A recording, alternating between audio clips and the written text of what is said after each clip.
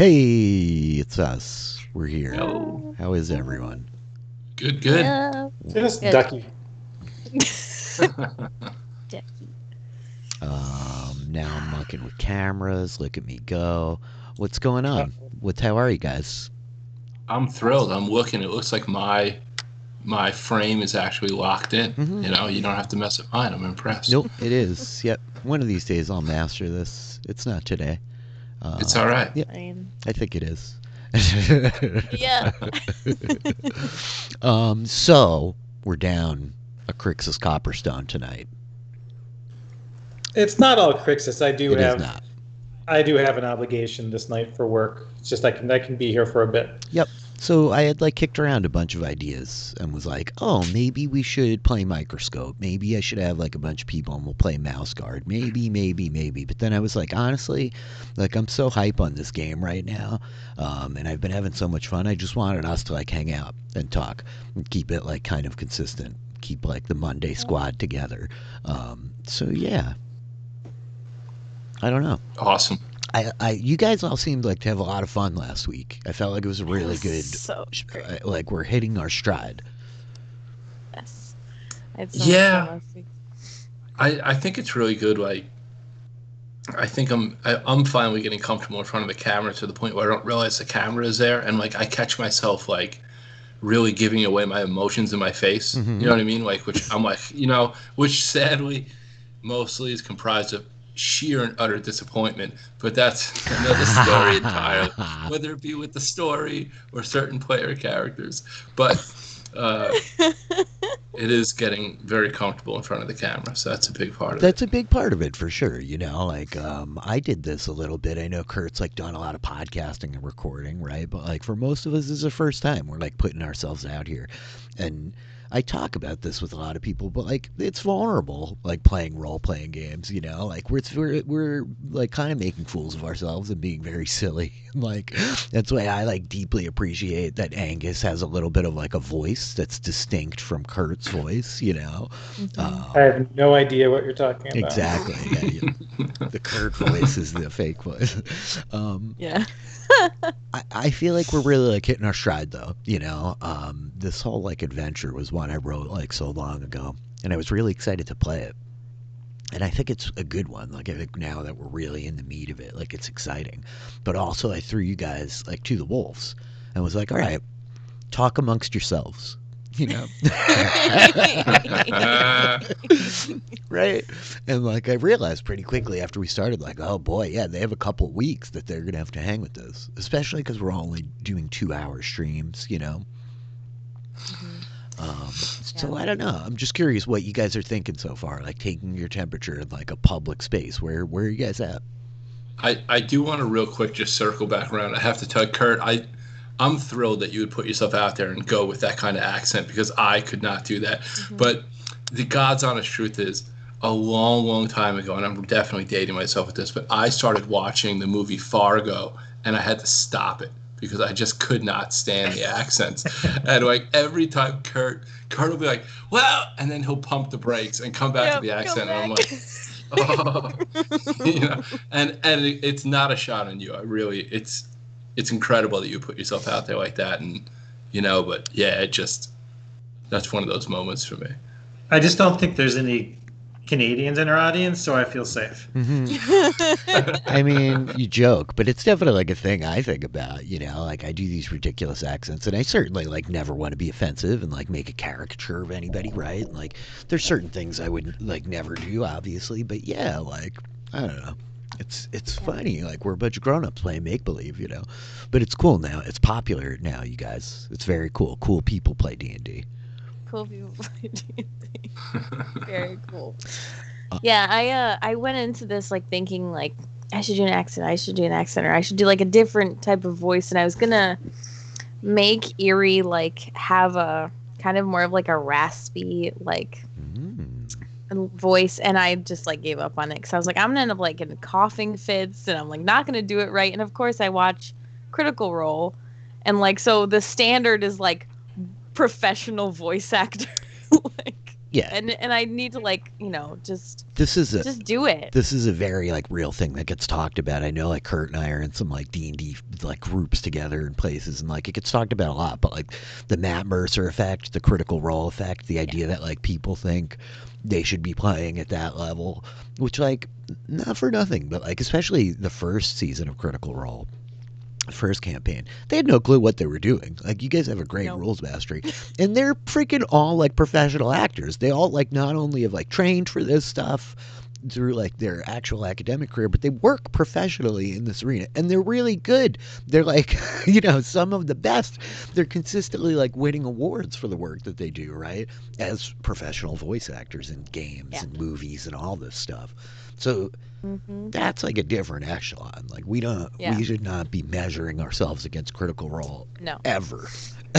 Well, and like being a perfectionist, it was funny. I like heard something the other day that was like, being a perfectionist isn't that you want everything you do to be perfect, but it's that the comparison that like you aren't achieving perfection. Like, it's like that little bit of difference, and I was like, man, I need to like take it down a notch and like figure that out, because I mean, I should have like, and now I feel like I'm too deep to like give Eerie a different voice, but I feel like I have like pitches. Like, you guys have played with one of my other characters, Kisviel, and like she's like a little bit higher than like Taylor is, and I feel like Eerie is like around the same, but I think a little bit more like loud. I think that that's like another really important note, though, that like the voice doesn't have to be like an accent, a ridiculous thing. Just like the words you choose, the vocabulary you use, right? The like way you phrase things, like the delivery, the tiniest like little bit of like an affect, I think goes a long way. And like, I haven't dealt with that many characters on this particular stream yet. But like, you guys are feeling self-conscious, like, come on, I have to do like all these voices, and like to keep them consistent and not, that's where like I get muddled, right? Like, I'm never comparing myself to Critical Role. My problem, it's the Andy Serkis problem, that like I want to be Andy Serkis playing like Gollum and Smeagol in every scene, and I'm like, sometimes I pull it off really well, but I'm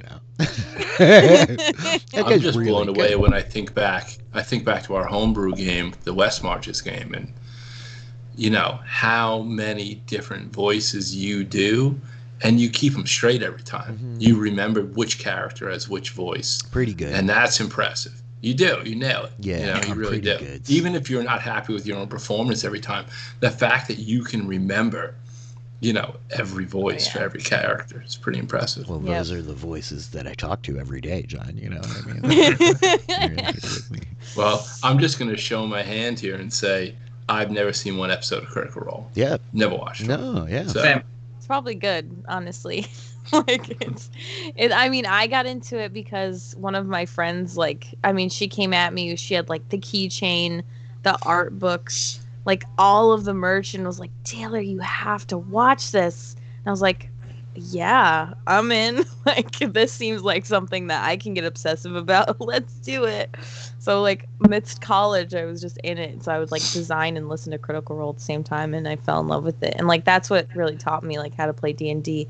Played in college, but like the group of people that I had were definitely like, let's go play in the water fountain in the middle of town all session and like not do anything. Let's talk to all these random NPCs and like buy ridiculous things. And there's a belt of storm giant strength and we're like level 4. Like, that sounds a bit like Critical Role minus the belt of storm giant strength. Like, that doesn't sound that like wildly different from Critical Role sometimes. Yeah. But we came from such a different background, Rich and I, where it was like, second edition, playing with every single optional rule, and like tactical, like battle maps, figurines, like pouring our own lead figurines, right? Because we couldn't afford the pewter ones. Yeah, we bought those molds from the back of like Dragon magazine. Yeah, and then I proceeded to get like the lead melting pot from Grandpa and brought it down, and like everybody proceeded to rob all of their burn themselves fishing lures. Then we burned ourselves badly. Yeah. I still have sitting in a garage breathing lead dust, lead fumes, a giant pot of smoldering lead. It's awesome. We couldn't afford to buy pewter figurines, so we killed ourselves. Exactly. Meanwhile, I'm like 1-year-old eating lead paint chips in my dad's house.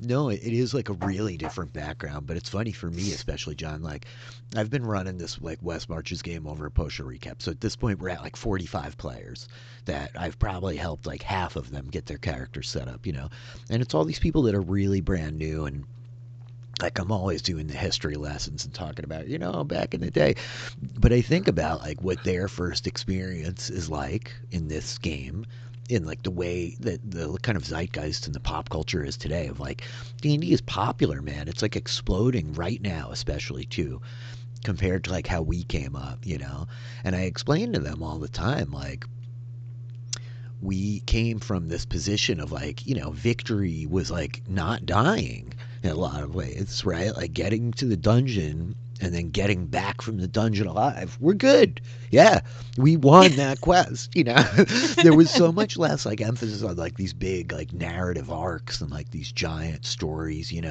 Like we had great storylines sometimes, but really it was like the like act of like staying alive, getting that little bit closer to the next level. The defiance to defy the death. That's really what it was. But I mean, it got to the point in the beginning where like, I had a friend that played with us that had a canvas in his. What the hell did he have a square? Cover bodies, make a gurney out of it, carry bodies. Like it was all about like handling your dead. You know what I mean? Like that was the square yard of canvas. Didn't you have a bag of holding you could just dump the corpses in? No, there was no magic. They were like, nah, magic items flying around. Oh, there's Tiny John. Yeah, the magic items were not prolific or consistent whatsoever.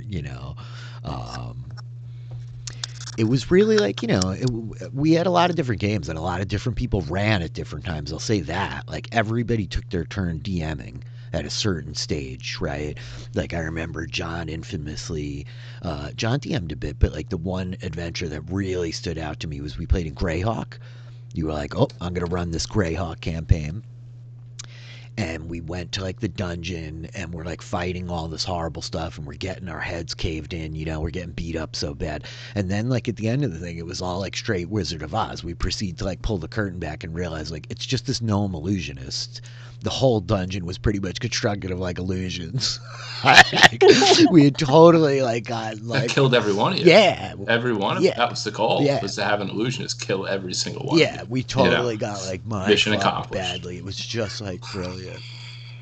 That was all a test to see if you were worthy for the next quest, for the actual next adventure. Apparently they weren't.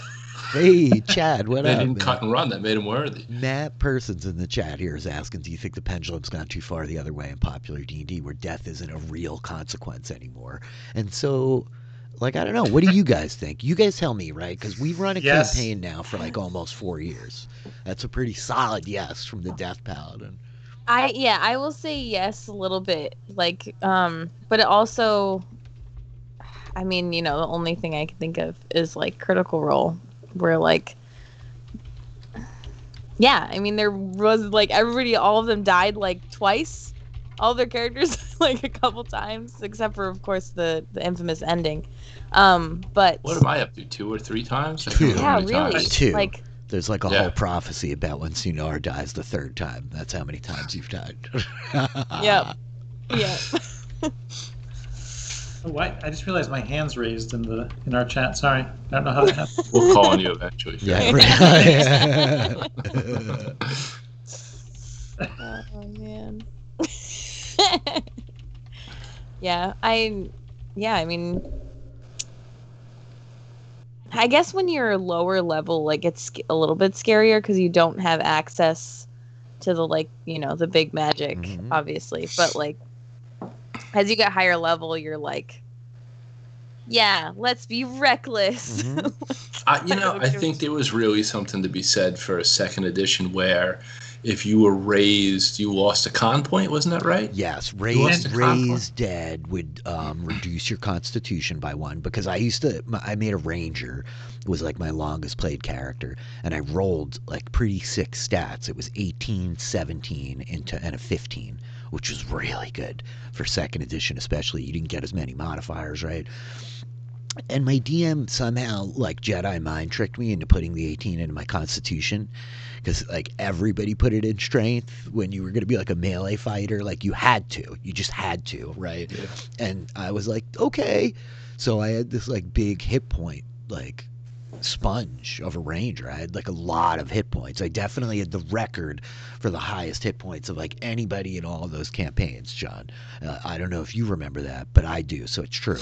And, like, I would threaten them. I would be like, yo, if I die and you raise me, I'm, like, never going to forgive you bastards. You know, you absolutely are not allowed to cast Raise Dead on me, or I will, like, lose it, you know? Like, if that 18 gets, like, whittled down, I'll be so friggin' mad. Resurrection or bust. Like, I'm rolling a new character, you know? And even then, Resurrection had a percentage success. Yeah. Right. Resurrection survived. Because I remember my first second edition character died, and they spent forever like, okay, we finally got the resurrection scroll, blah, blah, blah. Roll a frickin' 00 on the survival check. And he's like, oh, well, something went wrong with the cast and you're gone. That's brutal. I would so love brutal. that. I feel like that makes everything so much more enjoyable, is to have that, like, chance of failure. And, like, I don't know. It's really interesting. What was the other one? Was Reincarnate, right? Yeah, I mean, Reincarnate's still a big one. Taylor That was- is a new player, has this druid that discovered Reincarnate. I'm really bad about, like, spoiling stuff that players should discover on their own. But I remember being like, yo, Taylor, like, Reincarnate. And she was like, what? Or, like, and then we did it to this character in our home game. NPC. Yes, it Yeah. was an NPC, but he was like a prominent NPC who was like in charge of the local military and was like a total jerk off. Everybody Yeah, NPC, we hated him. didn't care really what happened to him. But they did reincarnate him, and he came back exactly the same. He was a human Exactly the man same. who came back as a human man. So it was a little anticlimactic, but it did really like change his life. And so now Taylor is like, I don't care what happens if you die, I'm reincarnating you. Yeah. I don't know. We played like about a week ago, and Rich, you had stepped away for a second, so I had our friend Xanatus like roll a percentage die just to see if like his human man character died, and he rolled a human man, and I was like, this is never gonna work. Like, even if I get to do this, everybody's just gonna come back as themselves. What are like, the odds? You know, this is my curse. The worst experience I ever had with a character was during the Reincarnate, where Mike was the DM. Do you remember this, Rich? Mike was the DM, and Mike was like, if I roll a 50, I'm bringing you back as a hermaphrodite male. And he rolled a fucking 50. He rolled it. I was like, I'm done. I'm not playing. Like, how dare you? Wow. It's a different world now, but yeah, I mean, it's really funny because this was a whole thing. I ran a play-by-post game over a post-show recaps this week, and ultimately the players like were trekking through the woods. They got to like an inn. The inn got attacked by gnolls and shadow mastiffs, and a couple of like patrons got killed in this fight, and there was a druid there, and so the druid was like on the other side of the building fighting off some gnolls down in the basement, and the players Patrons of the inn, not patrons of the post-show recaps. Yeah, that's true. Not Okay. patrons of post-show recaps did not get killed. Making sure. Patrons of the inn-goers, tavern drinkers. And so I had, like, one of the players was like, hey, my character, like, a couple people died, right? And I was like, yeah, 2 people died. And so he's like, my character goes out to, like, check on the mourners, to, like, check on the people who were there with them, who, like, lost their friends and loved ones, which I thought was really, like, poignant and pretty awesome. And as he, like, heads outside, he catches the druid having this conversation with these mourners, like, I can bring them back. Like, you don't have to say goodbye to them, but they may not be the same as they were before. And like whether you're okay with that or not, like you need to stop and think about like whether they would be okay with that before you tell me to do this, to like think about it. And it was this great moment where they were like, what? They're gonna what? Like yeah, reincarnate's a really good one. But to the point of the original question, I definitely think death is too easy to circumvent now. It used to be like really hard. And yeah. In our Misty Bay game, my paladin Tobias tries to make it as permanent as possible. Like, do we really want to bring the cleric back? Mm-hmm. Like, he's lived his purpose. He's had a good life. He's had a good life. It's true. I appreciate like Tobias having that perspective rather of like, is this right? Like, should we really bring this person back? Yeah. But to me, like, this game is like really interesting as I talk to like all these new players that are in a place where I'm like, yo, anything goes, basically. Like anything officially published by Wizards of the Coast is cool. So you want to play a Warforged Barbarian with telepathy, you can do that, Oh my goodness. But like, it's like hard for me to reconcile a lot of this stuff. We have all these crazy Eberron things running around in Forgotten Realms, and like people are playing elves that are not elven at all. This dwarven cleric is like shows up and we're like, hey, who do you worship, Gond? And I'm like, all right, cool, man. Like, because it is to me about like this is all is like a way for them to have fun in this playground, right? But whereas I tell them, like, when you have a game like this where there's a small group of players that are going to get together every week in like a more traditional kind of campaign, you can get like buy-in in both directions from like the players and from the DM. And like I gave you guys a list of like 10 races, like none of which included humans or elves or like any of the things people want to play. No freaking tieflings in the whole world of Abrea. Gods, I'm sorry. No tieflings, no Asimar, no Aarakocra, no drow elves. And so, like, I think you really can do, like, a lot of work with that, with, like, the home ruling. Like, just taking out Revivify makes death kind of dangerous because the system of dying in 5e is so forgiving compared to how it used to be. I think it's pretty well designed where you have to roll these death saving throws because it feels kind of scary and somebody can like execute you. But the reality is like if you go down to 0 hit points and like a giant steps over your body and like crushes you, he has to crush you again to actually kill you. You know what I mean? Yeah. Like, it's not as like punitive as I didn't think about that. Like unless he did enough damage to you in that one crush to do like massive damage. It's like a crit, and like it could be for a low level character, probably wouldn't. Yeah. But already now you're doing like not a complicated math formula, but one of the more sophisticated orders of operation in D&D to be like, does this achieve massive damage? Back then, man, you crawled up on somebody asleep in the middle of the night, like you made your stealth roll. That's instant death. You just cut their throat, and like they're dead, So I don't know. Yeah, death should be a greater fear, bigger barrier. It's hard. Yeah. It does rob some of the stakes, right? It took me a while to get used to the fact that, like, how negative are you? Like, what's my negative hit point? Mm-hmm. Am I close to negative 10? Or it's like, no, whether you take 10 damage with 9 hit points left or 1 hit point left, you're kind of in the same position. And you're just at 0. And that took a while for me to reconcile in my transition from... Because really, I kind of went from 2nd to 5th. I never played 4th. Mm-hmm. I never really played 3rd. I ran some 3rd edition. I couldn't tell you the difference between 3 and 3.5. To me, it was all just edition. They were very similar, But that was. I don't know. I'm enjoying the 5th. 5th edition is really well designed. I mean, that's another thing I've been talking about a lot, like, because I get into the design component of D&D, like John talks about it. We were tactical players, and we had to be to, like, stay alive. Like, again, that was, like, the victory condition. The win condition was, like, don't die. Like, we all tried to be, like, correct me if I'm wrong, John, but, like, as self-sufficient as possible. Every one of us really wanted to be, like, a Swiss Army knife of, like, yeah, you could leave me alone anywhere. I'm good. I do not need anybody else. Like, and I don't know, 5th edition is like well designed, but there's certain things about it, like the way the healing works. Like, oh, let's just take a long rest. Okay, we're good. Let's do it again. Yeah. Matt has a question. What would you change to make death matter more?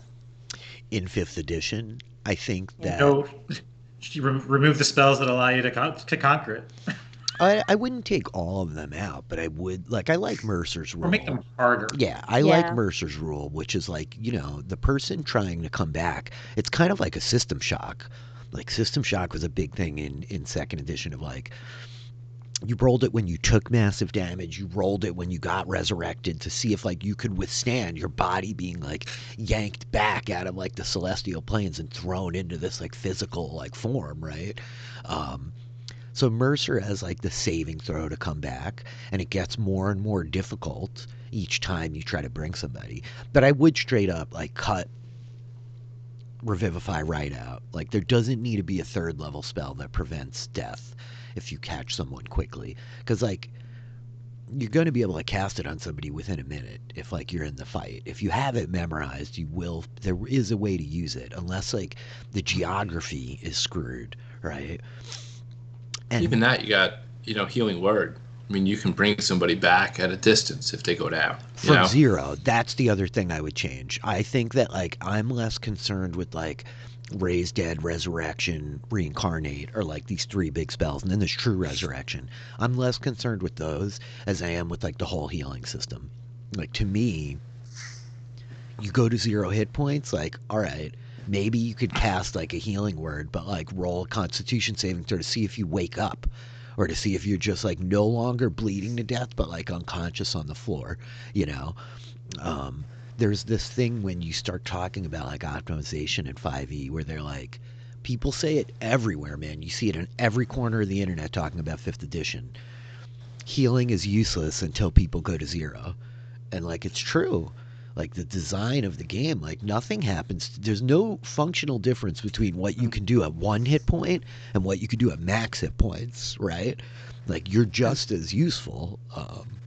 And I can't remember if it was 3rd edition or 4th edition that introduced the bloodied concept. Yep.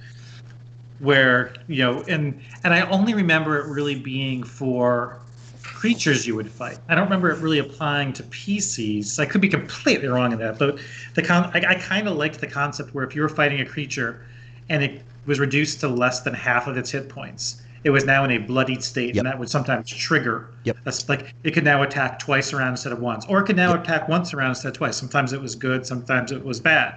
From the creature's perspective. But no, you're right. There's even if you taking 1 hit point of damage from a poorly rolled, dagger attack versus being at ground 0 of a 12th level caster's fireball. Mm-hmm. As long as you're not at 0, you kind of walk out of that the same. Yep. There's that massive damage roll, right? Where if you take twice your total hit points, you die. Okay, fair. And there is all this stuff in the DMG and in the player's handbook about death and dying, where they're the DM can just be you die. But this has always been a problem of D&D, the DM fiat bullshit of rocks fall and you die. You know what I mean? I never want to be in the position that I'm no, I'm using this optional thing that says you're dead. I would if you fell 1,000 feet, right? It's for the situations where a mountain falls on top of you, you get crushed in the building. Don't make me roll dice. Stop it, you're dead, right? But and yeah, there was, spoiler alert. There's even in Tomb of Horrors, there's some parts where it's insta death. Mm-hmm. It's even written in. I mean, it's the Tales from the Yawning Portal book, which has 7, 8 classic dungeons, including Tomb of Horrors. They've been updated for 5th edition, and there's definitely a room in there where it's you go into this room and the door closes, you die. I won't spoil how it happens, but it's it's not you take 50 d6 points of damage. It's this happens, anyone in the room dies, and it kind of by decree is that DM fiat of you kind of have to also. It doesn't tell you how to respond to the players who are upset by that kind of instant ruling, but at least it acknowledges that there are situations where the mountain falls on you. Yep. And you're not Yep. a god. Yep. I think that like that's another big thing of like, again, like just talking about like buy-in, right? And being able to say to you guys like, hey, we're gonna play a game where like, no, this shit doesn't exist. There is no resurrection, there's no race dead, there's no healing magic, you know. That they even offer rules, probably in the DMG, it's gotta be in the Dungeon Master's Guide, about like a grittier campaign world and like healing, right? And the idea that like, yeah, a short rest takes like hours, you know, and you can only roll up to a certain number of your hit points, and like a long rest, like that's like a week, you know. You need to take like a week to like heal up to full, right? Like the old versions of D&D were things like, it's really funny. I think you guys ever heard of the Order of the Stick? No. So I just got turned on to it last night, and in my OCD way, somebody was like, you should check this out." And I started reading it and read like 100 issues. But they're these single-page webcomics, right, by this guy whose name eludes me right now. It's Richard something. I remember that. Go figure. And he very famously, I guess, is the dude who came in second place during the like mid 2000s for the design a campaign world for Wizards of the Coast competition. Like Eberron That's was the one the Eberron winner. came out of. Yeah, Eberron was the winner. And so Eberron got published, but this guy came in second place. And then I guess they literally like bought all of his stuff and like won't let him talk about it or use it anywhere, which is kind of heartbreak. But so the It's order, like the second place person in American Idol not being able to go on concert or go oh on tour. God, really? It's exactly like that, Kurt. It's a real buzzkill, but so it is exactly like that, Kurt. This guy wrote like a comic panel. They're like one page, like digital web comics of these like stick figures that are like the D&D party. In the very first episode, you guys, is like hilarious. There's like, they're there in the fight. There's all these goblins, and a goblin like charges the dwarf and like bounces off him. And the whole rest of the party like looks at him like, what the hell just happened right there? And he's like, I don't know. I just feel really sturdy all of a sudden, you know. And then like the bard starts like singing, and the people get like extra dice, and they're like, what the F is that? And he's like, I don't know what it is, but all of a sudden I feel like my singing is really useful for everybody else, you know. And like then the wizard is like, wait a minute, like I know what's happening right here. And they're like, what's going on? And she's like, our characters are being updated to 3.5. You know what I mean? Our characters are being updated to 3rd edition D&D. And like, it's this really brilliant thing, right? So I'm like reading through it, and they're very much making fun of all these D&D tropes, you know? They're like, let's stop and like sleep right here. But healing back in the day was like slower, man. If you lost like all of your 100 hit points, you don't go to sleep and get them back overnight. You needed to rest for like days and days and days and days and days. And it created like much more time. It slowed everything down by default, right? That's part of why like downtime was such a bigger mechanical part of the game back then. And they were like, here's how you craft items and do this and do that and like make all this stuff and put the rules there, because there was this demand for that. But the culture now is so dramatic because of things like Critical Role. You have people that want to come in and be like, you know, they want every session to feel like a Marvel movie. You know what I mean? And that's like super valid. I love Marvel movies, right? Like, but everybody wants to be like badass and heroic, and you want like this crazy dramatic. It's much less about that like grindy tactical stuff or whatever, you know. So it's interesting. Yeah.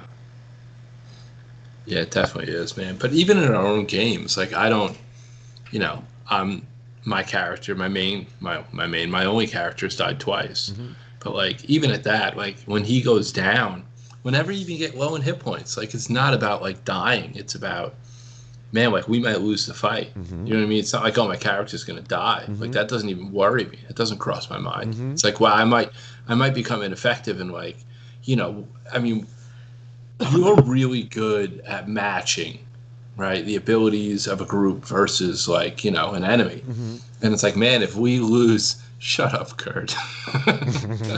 I don't know. I think everybody on this call agrees. Like, you'll make it, but it'll be close every single time. And, like, when you lose, like, a character, out of the fight, it's like, man, like this could really cost you. Oh, it makes a like big difference. Yeah, it makes a big that's difference. really the scary part. Isn't like, oh, my character's going to die. It's like, man, we're going to lose. Like we're going to lose. Well, it's the death spiral, right? Go ahead, Taylor. But yeah, like I was just gonna say, we might not be afraid of dying, but that just means that Rich destroys everything else that we love in the world, like our beloved home tree.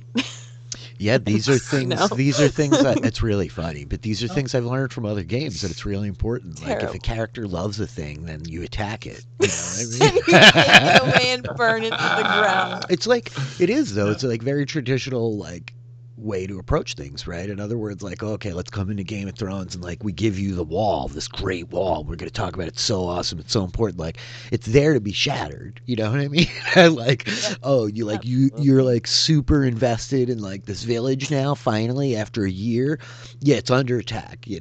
Oh, like the elves who live in the forest at the treehouse. These are your people. You're gonna like spend months protecting them, but nobody ever like thinks twice about the practicality of like.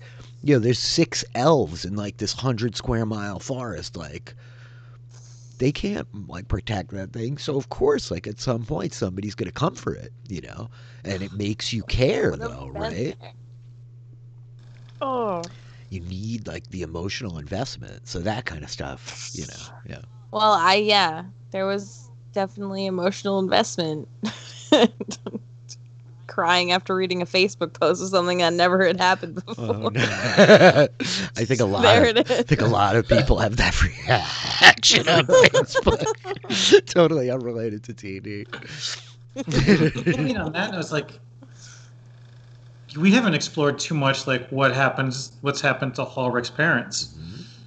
Not to bring up a sticking point, sorry. No. But, like, No. I mean, I think that's part of the big arc. You know what I mean? Is that I think, we're trying to. I mean, we could do something crazy like talk about the adventure. If you guys want to jump on that, real quick. I would love to.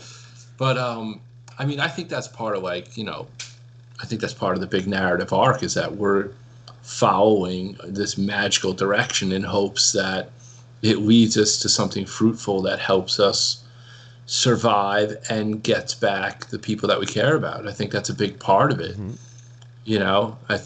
Why else would you be running through the, tundra? I mean, really, we talk about snow-covered mountains. Mm-hmm. Yeah.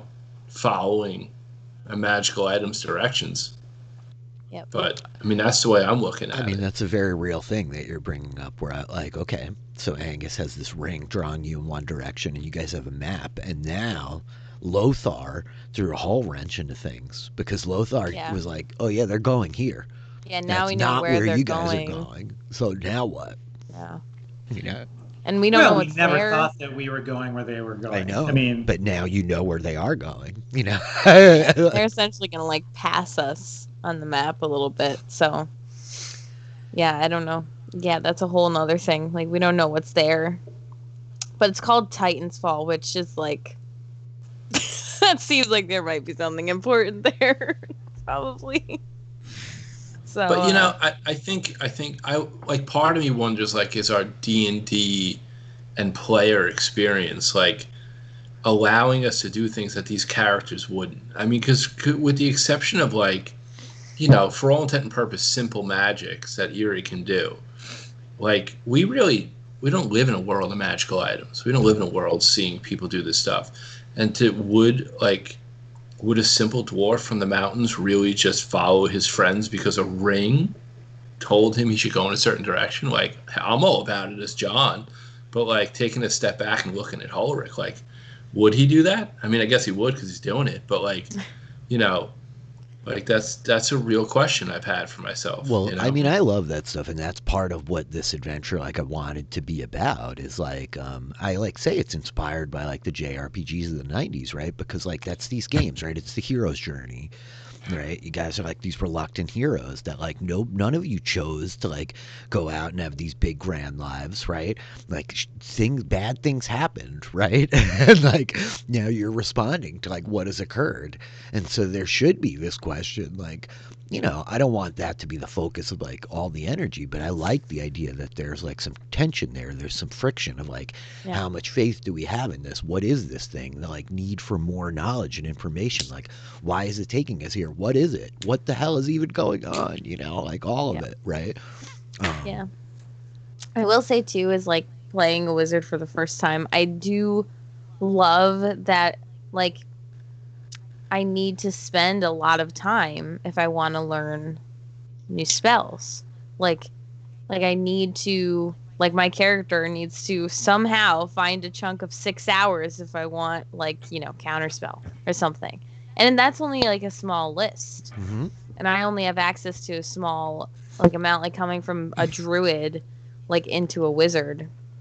I really like it though. Like, I might not have the access, but like I think that like, and that just drives Eerie as a character even more. Like that, like, holy, like, crap, there's like so much to learn, and like she has such a little fragment of it, and like that's her like drive. And now it, like, that's where she started, and now of course there's the drive that like this knowledge, like, she needs to put to use to like save what she loves, and like she needs more of it, and like that can lead down some interesting paths for her, and like we'll see in the future. Obviously it already has, this whole Lothar situation, because they're like, her need for that knowledge like has over, like, that whole thing. But I like it. It's super interesting.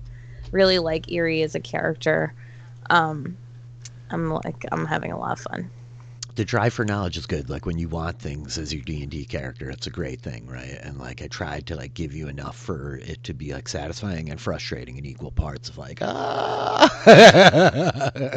right? Like, hard choices. Do we just hunker down so here you can like read these books for hours? Like, we can't just sit here waiting, right? But like, I don't know. Yeah, so do I like spend a night and like get in a point of exhaustion to like get a new spell? I don't know.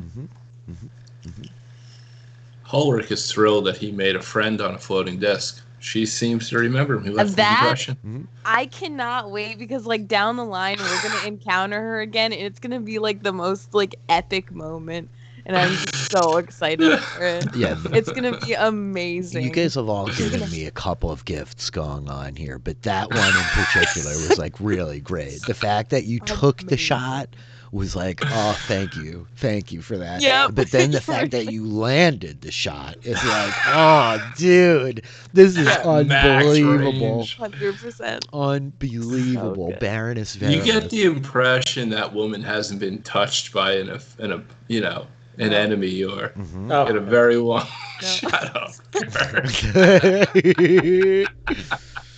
I mean, probably a good handful of both. She's that bad of a person. It's what we call our root cause. I'm like really having fun. I know like Mike is like shot out of a cannon. Mike was like texting in the group chat this week like, all right, I want to make another character and explore the rest of the world. And I'm like, okay. Noted. Which like I dig, like I've put some thought into all of this, right? But like it's fun. Like, he's having fun like discovering a little more about like the lore and the world and the context of all of this, because you guys are like, not only it's very intentional, and John talked about it early on, that like you're these people without a lot of worldly experience, which really fits the idea of like new players in a campaign world that you don't know everything, right? Yeah. So yeah, I dig that. I don't know what I've never even seen a cow before, so everything's new. Exactly. Yeah. The sky's the limit. Yeah. You just know from turtles. It just like caught me the other day that you named him Chuck too. Like, his name is Chuck, correct? Yep. Finally click. You just picked up on Finally click, Kurt. It was like after you mentioned it last week, like, don't forget Chuck. And I'm like, oh, Chuck. Right. Chuck. Angus. Holstein. Right. Got it. Love it. Got it. He lives on the ground. Anyway. Oh. So, yeah, I don't know. What else are you guys thinking? What do you think about the adventure? What are you, like, excited for? What have you really enjoyed so far? You have any questions about Abrea? so many. I'm excited, like from a simple like treasure hunt perspective. I'm excited about like what's the next thing that the next like almost like the Amazing Race. Like what's our next checkpoint? And so I'm excited to get to the tomb because that's where the ring told us to go. Assuming we end up there, I'm now worried that I'll have to convince Ulrich. But I'm just kind of curious, like what the next step is recommended. Either what awaits us there, and or where are we potentially guided to after that? Because I was looking forward to Daggerfall. Is that the cavern? Bladefall, yeah. It's Bladefall and Titan's Hall, which like Titan's I Hall. probably Titan's could have come Hall. up with better names, but I think I said Titanfall incorrectly on the stream last week. But yeah, It's a great Titan's game, I hear. Hall. I've never played Titanfall. I haven't either, but I hear the same. So I'm like looking forward to that. Like what awaits us there, and then what does the ring show us, if anything, at that point? And also, I'm wondering, because like this is a world where we've and you haven't really talked too much. Like I think we as players know some of the history of the world, and like there's the 5 dynasties and the 5 what are the good ones? Shepherds. The Shepherds, yeah. But they're called their residences are called The Citadels, right? The idea Citadels. is like the Shepherds have like these 5 cities that are like Atlantis, right? That's always the easy one for me to go to, right? They took like the last vestiges of like the people from the first arrival and gathered who they could and fled, right? These shepherds, again, they like shepherded all these people to the world, but then they shepherded them to like safety in these small flocks, right? And these 5 great citadels are like myth and legend. Like nobody really knows if they're real. I do, but you know. Yeah, that's the big dream, like Well, and especially it's- for Erie. and it's like because the Sapphire Dynasty, and so like one of the big 5 bad rulers of this world is because it's like so epic. I know that we're not going to wrap up this campaign taking down a dynasty. I just don't see that in the cards. I don't. And so if these guys are because of that, I don't feel like this is going to have a happy ending. Don't That's say that. so. I'm sorry. I maybe that's just the past. So I'm like curious how screwed we actually are. Okay. Before I like start jumping in and responding, I'm curious about Taylor and John's thoughts, I guess. On what the original question? Yeah. Yes. The whole like context of like what are you enjoying? What are you looking forward to? Like where's your curiosity? Where's your energy for like coming back to play next week? I mean, I in general am like a huge lore person, like just as me. Like I will like any excuse I have. I spent weeks upon weeks with like Resident Evil lore without like having played a single game. This week it's been Little Nightmares, which I don't know if you guys know anything about those games. I love Little Nightmares. Yeah, I played the first one. I don't know, is there more of them? I thought they came out with a second one very recently. it's really beautiful, charming little kind of indie game with this really lovely art. It's very cool. Very And the lore is crazy. It's a whole so I like vibe.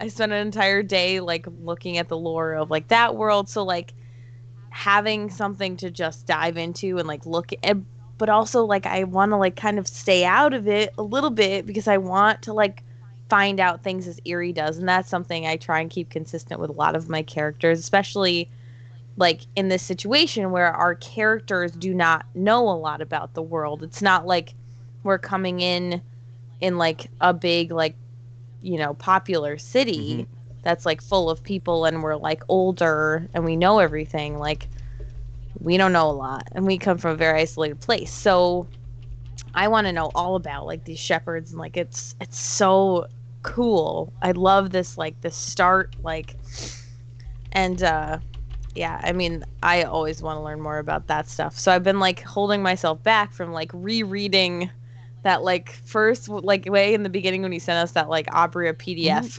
I've been like stopping myself from like reading through that over and over again.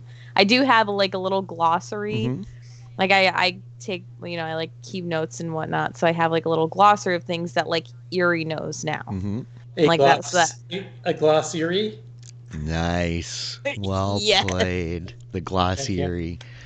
Yeah, I mean, I wrote up a whole, like, gosh, it's probably like almost 50 pages now, like, you know, adventure guide, a player's guide to, like, get started in Abrea, because my whole vision for the world is, like, different than, like, standard 5e stuff. Like, hey, so yeah, these things, like I mentioned before, these things just don't exist, you know? These are the interpretations. Like, nobody calls anyone paladins. Like, there are no paladins in Abrea. Paladins are dragoons. And, like, they're straight up, like, very tied into the dynasties or the citadels, right? All this kind of stuff. The warlock patrons. Like, yeah, there's no demons. Matt Persons in the chat was talking about Dark Sun earlier, but, like, Dark Sun's this huge touchstone for me, and I love it. Is this idea that Dark Sun, like, specifically, they're like, the world is, like, shut off from the outer planes. Like, the elemental planes surround it.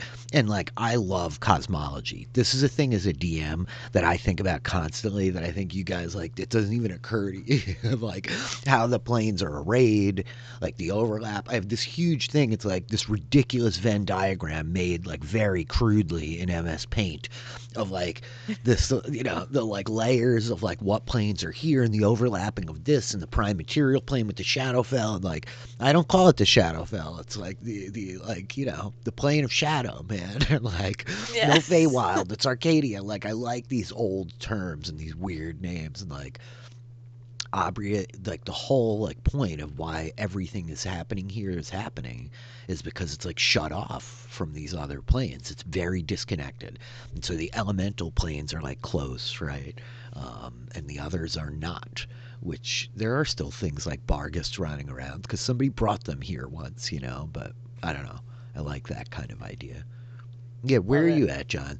Are you feeling like this is going to be a really unhappy ending?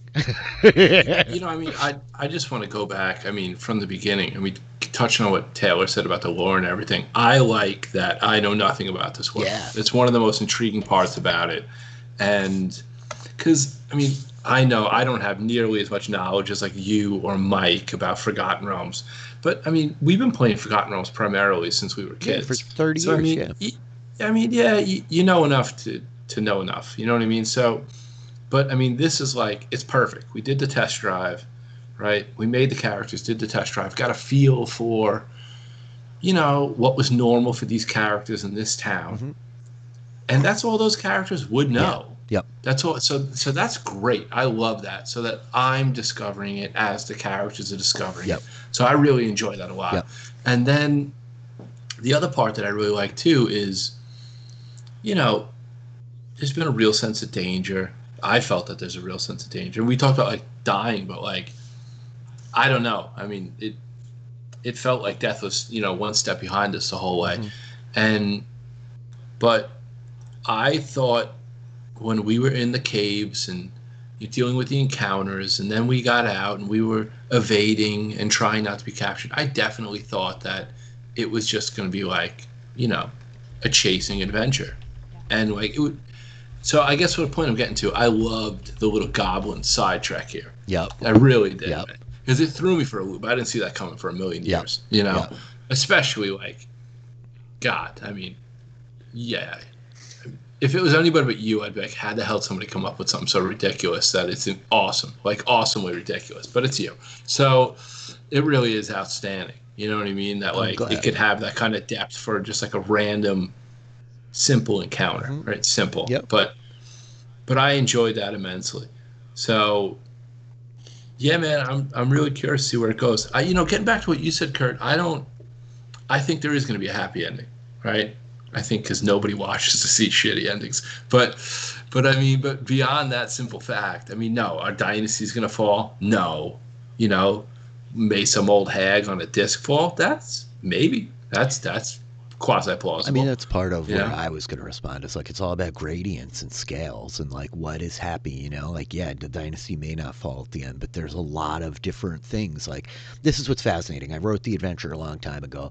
I wanted to run it because of the beats you're talking about. Like, it's very evocative to me of like all these games that I love, but it also creates a situation where like, the players don't know what's up. The characters don't know the world, right? I wanted to like ask you guys to really get on board with this. Like, we don't know, man. We're like blind to like the greater world. And it like puts you in a position to come in authentically without having to be like, I don't know anything about Forgotten Realm. Waterdeep, where is that? You know? It's kind of interesting. It's like, okay, all we know is our village. We kind of know this Ilagi separate like camp, and now we've got this map that oh, there's some other things to check out. It's like, okay, well, our world has just expanded exponentially by putting like 2 things, I know. 3 things Yeah, I Yeah. know, right? on a map. It's like, well, we don't know where to go, but we never had to know anywhere to go before. Right. But we've got some places to go. Yep. And a ring pushing us to one of them. Yep. So, sure. Yeah, might as well go check it out. We got to run for our lives anyway, so. It's true. I'm glad you feel the jeopardy and the danger too, John, because this is a thing. Like, I streamed once upon a time, and I remember talking to people about it before I started, and they were like, well, the characters can't die, you know? That's really important. I'm like, I'm sorry, what? Like, to me, like, I want to stream D&D, you know? I don't want to, like, write a play and, like, have you guys play the parts for me, you know? And so, like, especially low-level D&D is dangerous. This is when, like, Dude. death is real. And look, I Yep. love... Especially here. Yeah. I mean, especially here, out in no man's land by yourself, like, you know, low level. This is permanent. Mhm. Like, this is it. There's Yeah. no, you know? like, let's bring Crixus back to town and get the really high-level... you know what I mean? Like, No. Yep. There's none of that. There are no outs, right? There's no safety net. And I'm rolling out in the open on Roll20, right? Like, we saw what happened. These hookars roll up. And I've been very careful about designing the adventure because I built it once upon a time for high-level characters in a different edition. So when I came back to, like, clean it up for this, I tried to be thoughtful about what was here. And it's not all, like, universal. And it's not designed for your 4-person group. It's for like a group of 4 players to 6 players of this level, you know? And ultimately, like, yeah, we saw what happened, man. Those hookars show up and they crit 3 out of 4 rolls, and like things get really wild, you know? It's very dangerous. So Yeah. I'm glad you're feeling that. I'm excited about Yeah. it. And then I the also. flip side, go ahead, Taylor. No, you go, Kurt. I'm saying the flip side, like in some alternate universe, there's like a player who's got this scorpion PC who's like, that encounter was way unfair. Mhm. I think we killed it in like 1 round. Yep. Maybe 1.5. Oh, yeah. Yep. Nobody got stung. Nope. Mm-hmm. Like that had just as much potential to be just as deadly as the hook horror Yes. one. It's just that the The rolls dice. we rolled much more luckily. Yep. This is the Yeah. thing I've been saying to a lot of these new folks. I'm like, listen, you know, sometimes it doesn't matter how good your stealth score is or your persuasion, how many spells you have. Like, the dice are going to dice, you know, and that they are the ultimate arbitrator. That's why I found it really liberating for us playing on Roll20 in the last, like, 4 years now almost. Because, like, look, like, you guys see it all. I'm not pulling any punches. I'm not making stuff up. I'm not faking crits when, like, I'm upset that, like, my bad guy, like, can't hit anything, you know? like they're the arbitrator for me. They absolved me of that part of the responsibility. Like, you guys know this is real, right? There's no net there. And like backtracking a little bit, I remember when like we came to that point where like the town is being attacked, Mhm. and I was like, are we gonna like get captured and have to escape? Like, is that what this story is gonna be? Like, we're gonna get taken? Like, oh my gosh. But no, it was just everybody that we knew and loved got either murdered or taken, and we're set free. So, I mean, but yeah, That was like always the intention. I really wanted to get to that scene of them like ushering you out with this bundle of like things like take these, go, flee, you have to stay alive. And Mike making Crixus the way he did made that like so much easier, right? Like when he asked me, can I get a little creative? Yeah, I've read in the player's guide that the Earth Genasi are not always half human. I'm like, of course not. Like, my vision of the Earth Genasi in Erkengard, like these dwarves, half dwarves and half elementals, half gnomes and half elementals, half ogres and half elementals, right? So I wasn't prepared for Crixus. But as soon as he threw it out there, I was like, none of us yes, are prepared for like Crixus. yes, because now it creates like so much kind of justification for why this might even all be happening in the first place. Crixus is the kind of character in a world like this that like, yeah, they would chase you down, and just on top of that, like I wrote this to be like published and give to anybody and like have somebody run it in Forgotten Realms or Greyhawk or Iberon or wherever. You could like make this weird little town, a weird little town in any world, and you could get rid of the Sapphire Dynasty and insert whatever you want right there, right? But I wrote up a lot of that stuff. Like my problem with a lot of the published adventures is like they don't cover so many of the options that the players are going to take, right? There's all these like forking routes and like I definitely like I was clearly prepared for what happens if you guys started losing and got captured. There was a very like greater than 0% chance that you guys got and this whole thing started with the prison break. Oh man. So yeah. There's a lot of stuff that like I wrote that like we haven't touched at all and we've like jumped right past. But yeah, it's been fun for me so far. I'm glad you guys are like digging it and having fun with it. Yeah, I'm loving it. I know Mike isn't here to hear it, but I gotta say, I know I've talked to you about it, Rich, but we've played a good bit with Mike, and this is hands down like the best role playing I've ever seen come out of Mike. And not that he's some slouch somewhere else, but I mean it's just like next level, stuff. It was awesome. I mean, I consider myself like an old school D&D guy. I play a lot, right? I'm like running I think 6 separate games at this point in my life. Like I've like the last month especially I'm playing like many nights a week, but Mike has played like more than probably any two of us put together. Mike's like played in a lot of games. Mike is a librarian, has started up programs for like kids in the library and like run professionally that way. And Mike, like when he brings his A game, it's a real hell of a thing, And I love Crixus because it's so unlike Mike.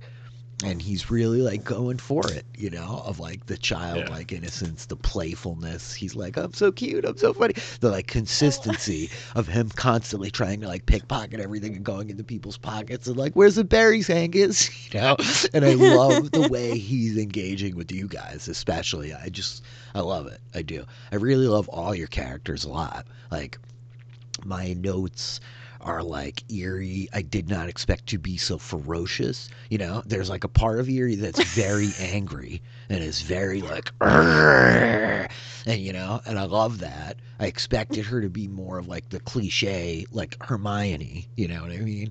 But like she's got that like real Gryffindor, like, and like Angus is freaking hilarious, right? Like you're like very funny, you're very good, and Angus is like the delivery and like all of it like slays me. And John, like Ulrich, I thought was going to be like really like really, really reckless, like dangerously reckless. And I love the idea that like I know like Ulrich is like balancing his like impulses with like, oh my God, I'm the adult in the room. You know what I mean? Like Ulrich trying to be like, guys, like I'm enjoying it a lot. I really, really like this group. And it's like inspired me a lot to think about like what the next thing is after Titans Heirs. I've started like making some notes. I've got an outline. So we'll see. Nice. That's awesome. Well, Yeah. I think we got to lose Kurt in a couple of minutes here, so I think probably we'll wrap it up right around now. But I hope that folks dig this, and this was cool. Like we said, Kurt's got to bounce early. We're down a mic tonight, and rather than do some like random weird thing that has nothing to do with us in this game, I thought it would be cool for us to just connect. Like, we've like really become fast friends playing D&D together, and half of it is like the game ends, and we hang around and talk about this kind of stuff. And it's fun to like share that with the audience, dare I say. You guys have any closing thoughts, anything before we wrap it up? I think so. Okay. Well, Yeah. leave it to me then. Excited for next time. I'm really excited for next I'm week. really excited for next time. Me too. Yeah, you know it's coming. So I'm chomping at the I'm bit. looking forward to it. I really am looking forward to it. It's a lot of fun, and I don't know, man. It's so different from anything I've played before. I'm really enjoying it. I'm really like grateful. We have a lot of great folks in our home game and our West Marches game that like I just love so much and have made such fast friends with, and I'm playing with a lot of new people now who like I'm building new relationship with. But I'm really delighted to have like the four of you in particular for this. It was like a big thing for me of like the more and more I thought about coming back out to like Twitch and streaming this stuff and learning all of it and playing in Abrea, which I'm a little like self-conscious about. Like nobody cares, but like it's okay. Like people care. It'll be fun, Like I'm psyched that we have this group, and I'm really having a blast. So I can't wait for next week, and I'm really excited to like see what happens even down the line. This is my problem. I'm thinking about like 6 months from now, and like we just need to get you guys out of next week alive, one week at a time. At least we have goblin friends now. Indeed, we do. Anything that we need to hype up? Taylor, what's going on with you? You're selling stickers? You got anything new on there and new poetry? Yes, so we can keep looking for new sticker stuff. I got my iPad, so now I can draw and sick. I can do better things. So yeah, I'm looking forward to that. Hopefully we'll be uploading a bunch this week. And yeah, still writing. Cool. Tuesdays and Thursdays. Go check out I'm trying to make my day. Taylor on Twitter at Ronia422. RONINA 422. Kirk Clark? Anything you want to hype up? Nope. Although there's rumblings and rumors that a podcast that I'm a regular on may be coming back in a few weeks' time. I like that podcast, so we'll see what's going on. John, he's laying low. He's just here to hang out with us. He just wants to come play D&D. And then he's busy raising 3 beautiful children all week. Yeah. I will say, next week, look forward to the question of Lothar. What will be done with this halfling soldier of the dynasties, whom you captured, executed, and then restored to life, because death is meaningless and incidental in 5e. And then where do you go, and how do you get there? Your journey to the tomb of Gural Khan, this great dwarvish war leader from the second arrival, from the Great Invasion, as it's called, the battles fought in these mountains 1,000 years ago. Gural Khan died a hero and was buried in the decades of war that came afterwards, a tomb risen up around him. Will you make it there? How will you try to get there? That's what I'm curious about. Come check me out at Warfrat1625 on Twitter, WHARFRAT1625. That's really convoluted, but people tell me not to change it, so I won't. And keep your eye out on Twitch TV/DM Philly. We've got our next thing in the works, and I'm really excited about that too. It's going to be very, very cool. Superheroes in a city of mist. I'm really excited. I'm really excited to dig into that. To everyone who stopped by, I really thank you guys for hanging out and just listening to us talk. This was a lot of fun. Good night, Good night. guys. Good night, everybody.